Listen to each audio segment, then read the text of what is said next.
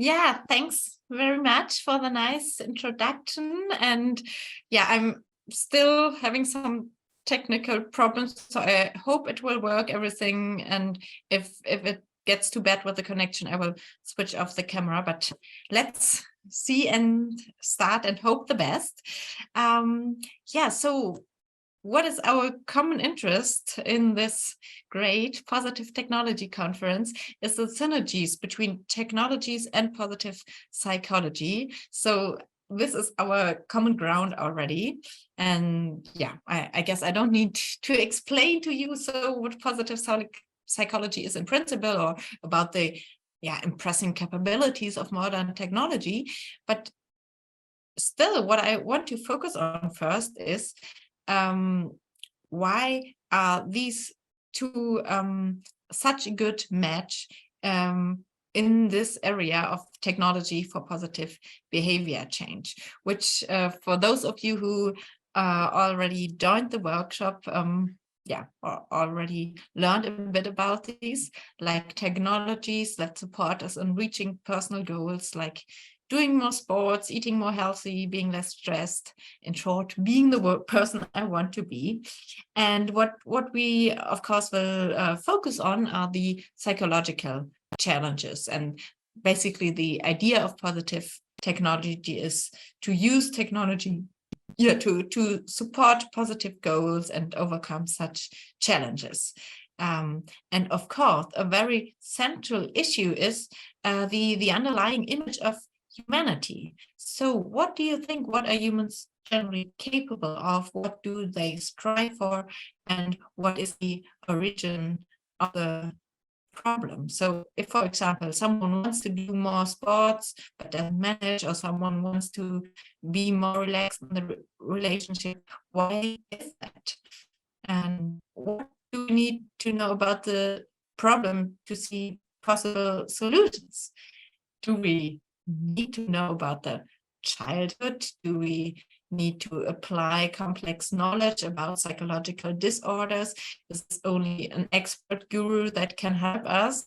And are humans generally lazy and only change when they are 40? I will go on, but without the camera, because I think it the connection breaks too much. So I'm very sorry. So coming back to the image of humanity. So one perspective would be this Freud inspired view, or the other, more like positive psychology, solution focused coaching thesis. It's a more positive view on humans. So do we in general trust that humans are willing to change, strive for self-actualization and the best version of themselves, so in a way are the best experts for themselves? And this is also what so again, I'm very sorry, but now I got a new connection, so I hope it will now stay stable.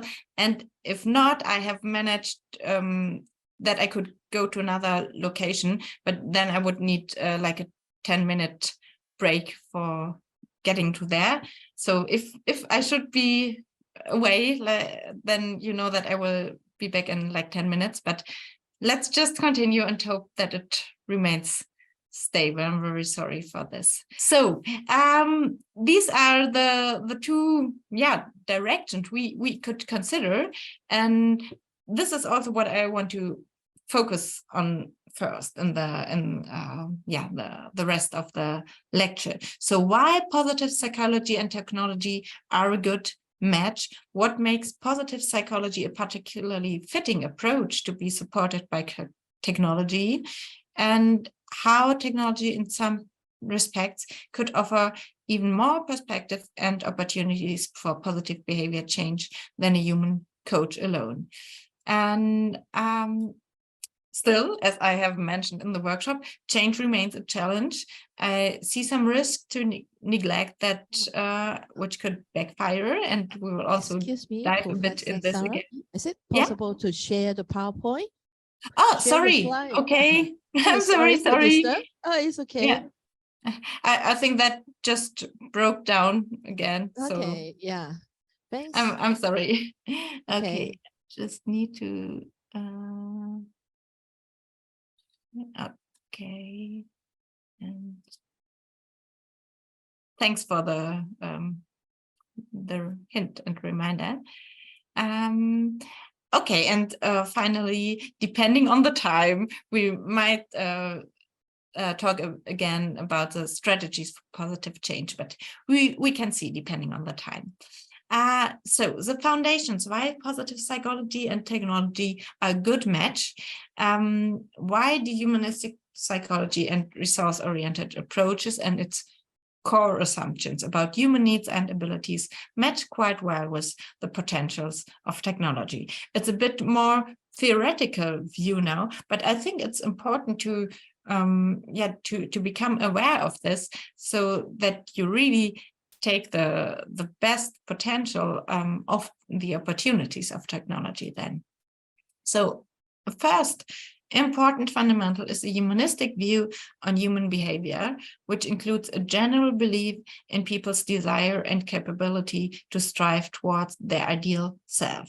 So based on this view, it is also assumed that people will appreciate and utilize the opportunities for personal development provided by their environment. They will look and see what their environment offers to them that could be starting points for their change project.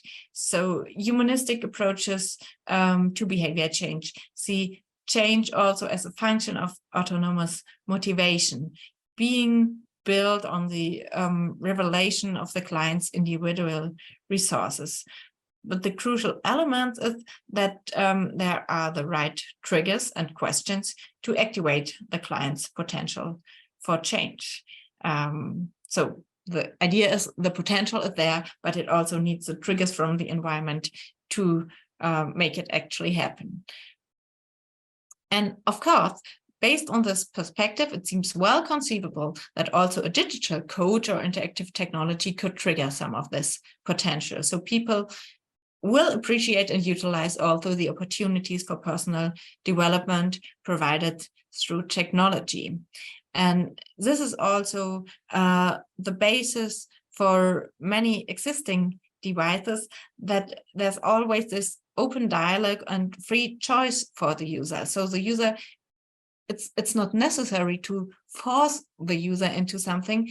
There's a trust that the user will be open to suggestions, and you can really negotiate about it, what would be the most promising direction. So here's some examples how this could look like. That's an older example already, but I think it still emphasizes very well. It's the app called Sleep Care, where users are assisted in developing healthy sleeping routines. And here you can see an example dialogue where the app negotiates with the user which sleeping duration would be fitting and what would be a good time to wake up. And so I think it's important to have this open dialogue to respect also the autonomy of the user. Or you may remember the key moment. It's like the open question: do you want to take the bike or the car? Of course, the product has a suggestion and nudges, but it's still a free choice, which is very important from a motivational perspective. And this is another example of our own concept. It's called the shower calendar, related to sustainable behavior. So the idea to save water. So each showering is represented by a colorful dot, and the family members have different colors, and the longer you shower, the smaller gets the dot. So this could be a little motivation and reminder to not just let the water flow mindlessly. But of course, it's still your free choice. If for good reason, after a long working day or a hot day and you need some refreshment, it's okay to shower, and there's no restriction. The water won't just stop. Autonomy is still guaranteed. Yeah, so this is one aspect. Another characteristic of positive psychology interventions and the future-oriented focus on the possible positive and possible solutions rather than on problems and supposed causes of problems in the past, is that the therapy is indication independent. So there is no need for a detailed analysis of past traumas or the problems in the past. The emphasis is on visions about a possible future. And this is in therapy and coaching supported by different systematic techniques, such as role plays, systematic sets of unusual or inspiring questions, exercises, creating new perspectives and imaginations. And indeed, this approach shows as quite promising. So there are clinical studies which show that there are equal or even better effects of systemic indication-independent therapy for trauma, for depression, compared to psychodynamic or analytic therapy. And of course, we should see that positive technologies can and should not replace face-to-face coachings. This future-oriented and indication-independent view makes it much easier to conceive technology as a potential supporter. Of course, no technology could analyze complicated reasons in the past, but it could give positive suggestions for the future. And finally, we also have this appreciation of new experiences and perspectives. So this is also something which is supported a lot in positive psychology interventions. It's the idea of providing a playground to experience how it could be. And there are many different tools like positive framing, systematic questionings, role plays, sculpture techniques, visualizations, or scaling questions. So the picture you see, it's one example how you could scale your success or the steps you take relating to a goal you want to reach. And of course, again, this is something that technology could pick up very well. Also, this is to intensify the client's experiences related to such exercises. And here we must see that technology is really an advantage. So in face-to-face settings with normal materials like pen and paper, it's not so easy to realize this. But for example, digital environments could actually realize by, for example, different interaction attributes, different resistance of touch gestures or anything, to really experience with all senses the consequences of different problem angles or problem constellations. So I think I also brought one example how, for example, this could look like. So I think very popular tool or idea also from solution-focused coaching is that if you focus on the problem too much, if you are standing very near to the problem wall, you will only see the problem and no possible ways around it. But if you move a bit away from this wall, you also see other things in life, other ways, and you this also changes your experience. And this is something you could very easily realize, for example, on a smartphone where this popular zoom gesture, and then you could feel that alternatives are in visible range. So just as one tiny idea how you could make use of this. Also, integrating practice in daily routines is much easier with technology, what also can increase the sensibility for progress and change. like many practitioners in coaching report, that sensible questioning about details of events and small indicators of change, it often reveals a lot more positive progress than initially perceived by the client. And I already mentioned this in the workshop. So if it's not systematically and constantly documented, small indicators of positive change may remain unnoticed or simply forgotten. Yeah, but of course, these first tiny steps towards a solution can be essential to establish self-efficacy and motivate further progress. So this idea of early reactivity, it's the rapid increase in positive emotions after starting an intervention, is really a vital factor for successful interventions.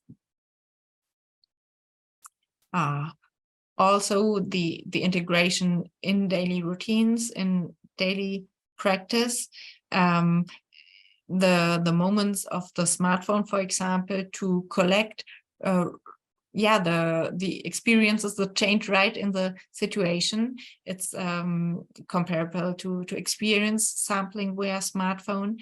And then through this tracking or documentation of goal behavior, for example, like moments of thankfulness, physical activity, or whatever is relevant to your goal, it becomes visible and demonstrated, and won't get lost just in daily life.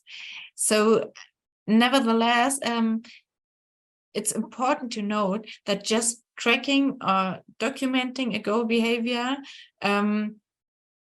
alone does not necessarily create meaningful insights or positive emotions. So for example, as I have added here this reference to Epstein and colleagues, they did a study where within the self-tracking community, and they revealed that many self-trackers fail to seek meaningful and actionable findings from their self-tracking data. So it tracks and stores a lot of data, but people cannot get much out of it and don't see this as very motivating. So high-level visualizations are needed. They do some suggestions in their paper.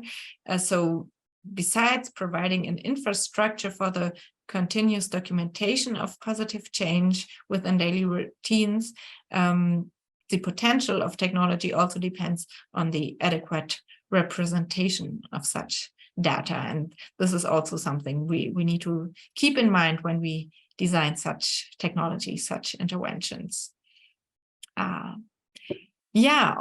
the client as expert view, which is emphasized in positive psychology and solution-focused coaching, is well compatible with the idea of technology-supported change.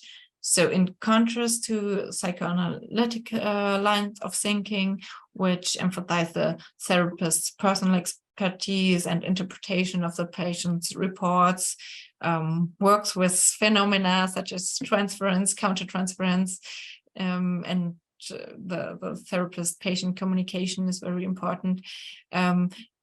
Solution-focused approaches allow a dialogue at eye level, and the coach rather takes the role of a companion.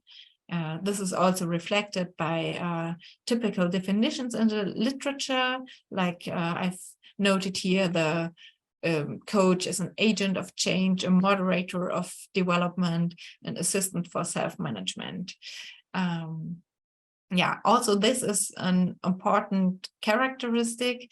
And of course, again, this is a role that is well conceivable for technology. We also have picked up this in the terms like transformational technologies I already mentioned. So technology as an assistant for personal change and transformation, where the user retains expert for the individual way of change, and the technology is a supporter, but it never takes a patronizing or superior attitude. So again, the product trusts the user to choose the individually appropriate dose and speed of change as a particular point in time.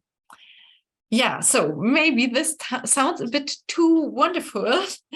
And so this trust that the user will manage it all on his own, on our own. And so this is the moment where we come back maybe a bit to the bitter sides, because per definition, positive psychology is primarily concerned with positive, valued experiences, like well-being, satisfaction, hope, optimism, flow, happiness. However, this does not necessarily imply to trigger exclusively positive emotions as an ultimate goal. So, for example, considering the development of positivity in a long-term perspective, one could ask how much delayed gratification, so focus on long-term goals and not eating the chocolate now or having the beer now, how much delayed gratification is necessary to increase the chances of long-term well-being. And already in a short-term perspective, it may not be evident whether positive focused interventions will actually have positive effects for the individual. And this is also what was discussed in the literature of positive psychology. So researchers noted that the sole focus on the positive can even be dysfunctional. Positive psychology interventions can backfire, and positive goals will reveal a dark side, where the imagined ideal, what you want to reach, becomes a source of frustration instead of motivation. It evokes anxiety rather than hope and inspiration. So contrasting the real you against the ideal you can also give crucial feedback for the personal change process and areas for growth, but at the same time, it can cause people to feel dejected instead of inspired, because it just highlights what is not ideal yet. So some experts also discuss this at the toxic side of positive thinking, because if you just don't want to hear about the challenges, you may not come to the actually crucial point. And others also call this as persuasive backfiring. So if we see that many supportive strategies can make change sweeter, there are still bitter components which one needs to acknowledge when they develop sensible strategies for positive change. Because especially when we think about change supported through technology, of course, the barrier to just quit the project and delete the app, it's much smaller than when you are in a face-to-face setting. So we really have to be sensible in this area. And that's where I come back to the explicit consideration of the bitter components of change. So the potential hurdles and barriers that might arise when trying to implement positive goals in daily life, and the nearly inevitable confrontations with shortcomings on the way to change. And I already introduced in the workshop the general idea. Now I still want to give you a bit more theoretical background, and also talk about the different dynamics that could happen along this continuum. So this general idea, the bitter and the sweet, that both is somehow part of change, it's actually present in many theories and conceptions of learning and behavior change. Just to name a few, we have, for example, intentional change theory, which emphasizes that change requires positive emotional attractors like hopes, dreams, possibilities, strengths, optimism, but also negative emotional attractors like the present reality, fears, problems, shortfalls, pessimism, improvement goals. Although the famous flow theory, it emphasizes that positive experience and progress results from skill and challenge. at the same time. So we need both. If there's no challenge, flow is not possible. Another example, I think it's quite interesting, which also highlights a form of bittersweet interplay, is the optimal margin of illusion hypothesis. So which assumes that optimal psychological functioning comes with a slight to moderate degree of distortion in one's perception of oneself. So seeing one a little better than one actually is, not too much. So it's just a balance between an optimistic, positive view and a realistic view of oneself. Yeah, other examples, control value theory. It's a theory which is mostly about learning. And also here we have positive outcome and activity related emotions, which are important to initiate learning processes. But we also have negative emotions like anxiety, sadness, or anger, which are important to keep the process going. And finally, also when we look at the health communication literature, so what are successful campaigns that can motivate people to healthy behavior? We have, for example, this persuasive health message framework, which emphasizes that there needs to be an efficacy message. So, for example, if someone needs to lose weight, it is important to show that there are doable ways to there, learning to feel what is healthy for your body, and that with some training, you will automatically learn to feel, and you will also like what gives your body good energy. Your body will like it as well, and you will be rewarded all lifelong if you come to the state. So it's important to emphasize that this is possible. But the framework also suggests that this outlook on rewards may not be enough to change. And people also need to become, in this example, aware that overweight is not just a question of aesthetics, but a serious health problem, a serious health threat. And people also maybe need to see how their life will be impaired in the long run if they don't take this seriously enough. So this is what the framework calls a threat message.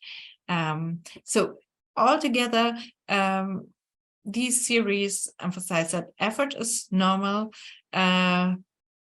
Try to brush your teeth with the other hand one day than you do normally. Of course, it will be an effort. Of course, everything you try that is new, that you're not used to, it will challenge you in the beginning, but your brain will learn it if you give it the chance to do something new. So we must respect human nature. We must acknowledge that change is an effort, and that often we would not invest that effort and reach goals without some dissatisfaction with the current state. So the bitter is also something valuable. And yeah, this is, you have seen this already if you joined the workshop. So we have all this along the continuum, the sweet components and the bitter ones. We can, envision this along a continuum. So in fact, a wish for change often originates from the bitter experience. So a discrepancy between real and ideal self. And the interplay between these two is critical to change success. If the bitter is too dominant, possibly no change takes place. And even if one becomes aware of this discrepancy, and one may quickly close the eyes again if the goal does not seem reachable. This is what I call the blind zone. So just close your eyes, deny that something needs to be done. So you also could call this blind zone a comfort zone, where the deficits become invisible again. Which if we come back to this example of losing weight, you could say, well, I actually like myself with this weight. This is really my ideal. Or if you want to avoid any confrontation, you could ban mirrors from your home. You could avoid any situation where you need to move, where you need to run, to climb stairs, which could make you realize that your body is not in best shape. So that would be the blind strategy, but yeah, no, which won't initiate change. So a first critical stage for change is crossing what I call the barrier for change. So a tiny glimpse of hope, the degree of bitterness seems doable, and one can actually commit oneself to a wish for change. And this is then the starting point where, yeah, actually change can take place, which I call the arena of change. And having arrived at this point, it becomes better and better. So the primary challenge lies in sustained engagement. If the first steps are a rewarding experience, one will enter the positive change spiral, where change becomes increasingly sweeter and further fuels the motivation to change. And this is also what is emphasized in many positive psychology interventions called early reactivity. And if there's no quick positive answer to your efforts, you may not continue. So here the sweet components are very important: increasing competency, feelings of self-efficacy, approaching one's ideal, and at the same time a reduction of the bitter, reduced effort, disappointment, and self-threat. And all this could add to the experience of positive reinforcement. In contrast, if one experiences the first steps of change as ineffective, one will fall back into the danger zone around the critical change barrier. And if there are no perceptions of success, the perceived bitterness of change can become even stronger than before. This is an important aspect, I guess, because failing after commitment tastes more bitter than it did before having tried. So it could happen that for the sake of self-protection and dissonance reduction, one might declare the original goal as wrong and deny one's original ideals. So if, for example, you feel that losing weight is more difficult than you assumed, it could happen that as a consequence, the person says, okay, I don't want to change any longer, so I don't need to try again.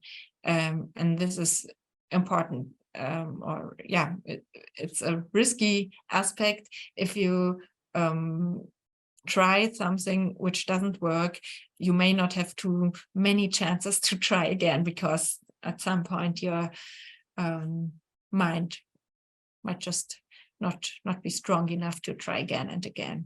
So a lack of early reactivity forms one of the most severe dangers in the process of change. And this is important to know for therapists, but also for designers of technology to support change. Sorry. Yeah. So the key assumptions are, we had a look at this already in the workshop. Change always includes bitter and sweet components. Setting goals includes the risk for failure and self-threat, and change, which means breaking up routines, is struggling per se. Even if the ultimate goal is to enjoy the sweet side, like finally experiencing sports as an intrinsically motivating activity that really, really feels good and not as a duty, the bitter side should not be neglected. Instead, you could even utilize it as a vehicle of change and use this power of satisfaction. So instead of solely focusing on the positive and risking unforeseen consequences and backfire effects, the strategies should actively consider the bittersweet character. And from a design perspective, this could imply to think about factors which evoke rather bitter, negative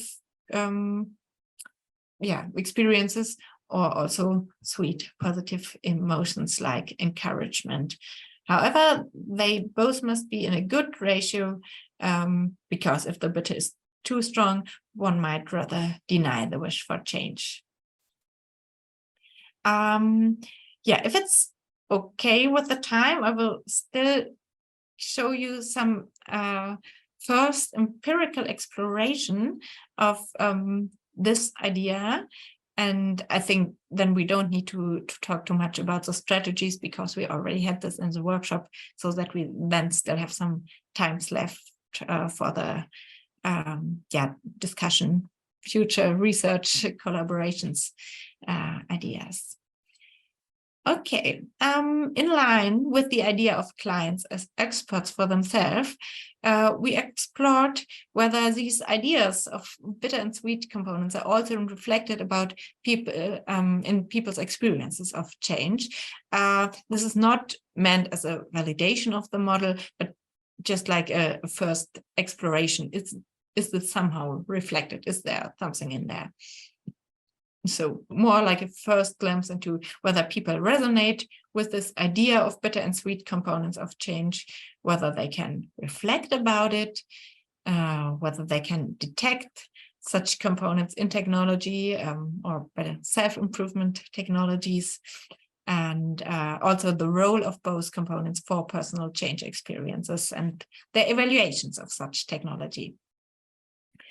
So the study was conducted online with 177 users of self-improvement technologies. They had to name a self-improvement technology which they are currently using and describe the product and experience by various measures. So this was realized as an online survey.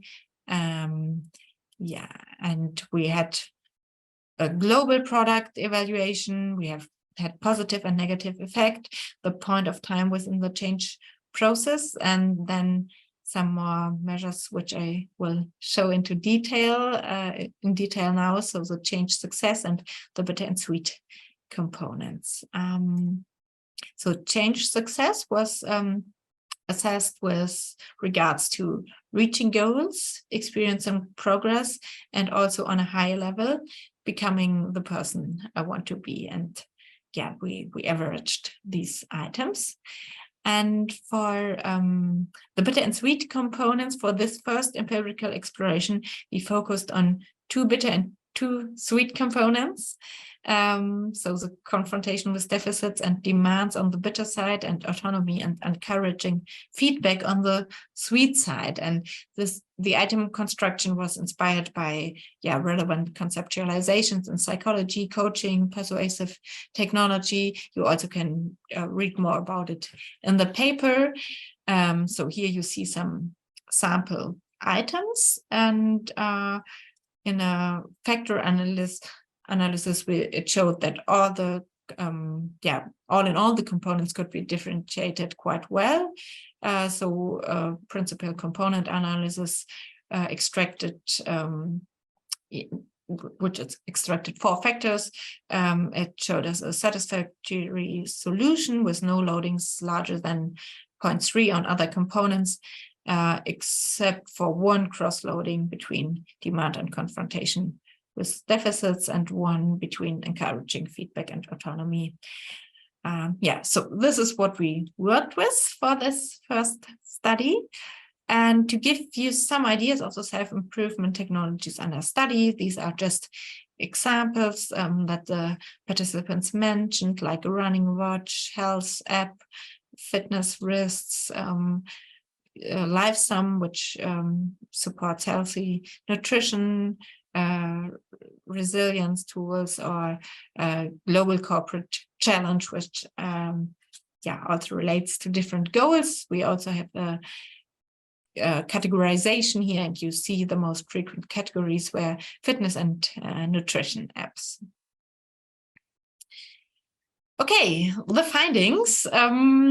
We have here the pattern of correlation between the bitter and sweet factors on the one hand, and the product evaluation and change success on the other hand. And what we can see from this correlation pattern is that in general, the sweet components, like autonomy and encouraging feedback, they are more relevant for a positive product evaluation. So if the product tells you something positive, you also like the product more, you could say. I think this is quite imaginable that this is also when we meet people. If people give us encouraging feedback, we probably also like them or evaluate them better than if they just confront us with what is wrong with us. So it's quite comprehensible. But regarding change success, both bitter and sweet are positively correlated to change success. So even though the bitter components may not lead to liking the product, the participants are well aware of their impact on personal change. And we also see this in a linear regression. It's reported in the paper, where we found that the most important predictor was the interaction term between demand and autonomy. So it shows that both needs to be there to actually predict change success. Another deciding factor was the point of time within the change process.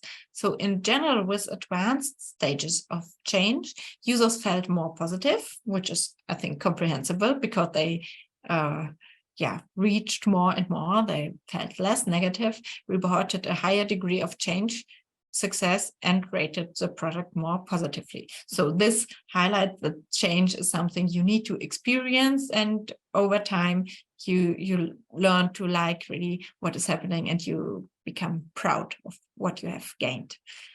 And when we contrast users in early stages and rather advanced stages, which we did by median split, we also found differences in the correlation pattern between the relevance of bitter and sweet components for, again, product evaluation and change success. So while in the early phases, the sweet factors are more important for product evaluation and perceived change success, in the later stages, the bitter factors become relatively more important. And of course, you could interpret this in different ways, but one interpretation could be that in the early stages of change, bitter factors of change are associated with negative experience. They must remain in low levels to be acceptable. And it takes some time for users to experience, but some bitterness is actually helpful for reaching their personal goals, which then becomes visible in correlation to positive product evaluation. So we also can imagine this in our continuum. We already talked about it in the early stages. Early reactivity is essential. In later stages of change, users could even acknowledge the motivation activated through the bitter components and hard words, and users learn that rewarding sweet experiences results from efforts, and that both go hand in hand. And if you have once entered this positive change spiral, this serves as an additional attractor for ongoing engagement, and occasional bitter experience becomes more bearable. So you may compare this to a professional, experienced, but strict sports coach, which could be advantages for advanced sportsmen in later phases, but for a new person, for beginners in early phases, that could be demotivating. So it's like a good coach, it's also for a product important to acknowledge the stage of change that the user is in. Okay, so now I would show you or talk about the strategies for positive change again, but I will just quickly will quickly go through this, because I think we already talked about this a lot in the workshop, so that we still have some time left for also the very interesting part for me about the discussion. So again, we have positioned here the three strategies. I already introduced them in the workshop. The alternative connotation of the bitter, and we have the related concepts and coaching techniques, the possible realizations through technology, and the same for the second strategy. and the search. And yeah, now I would suggest, if this is okay with the moderators, that we take some time for questions and discussions, feedback, comments, also maybe how this relates to your research. I'm very curious to hear. Thank you very much so far. Some applause I saw in the audience. Thanks a lot. Also, if you are interested, I have listed some of our publications here where you then can have a look at. Yeah, but let's come back if there are any comments, questions. If not, you also can reach me via email after this.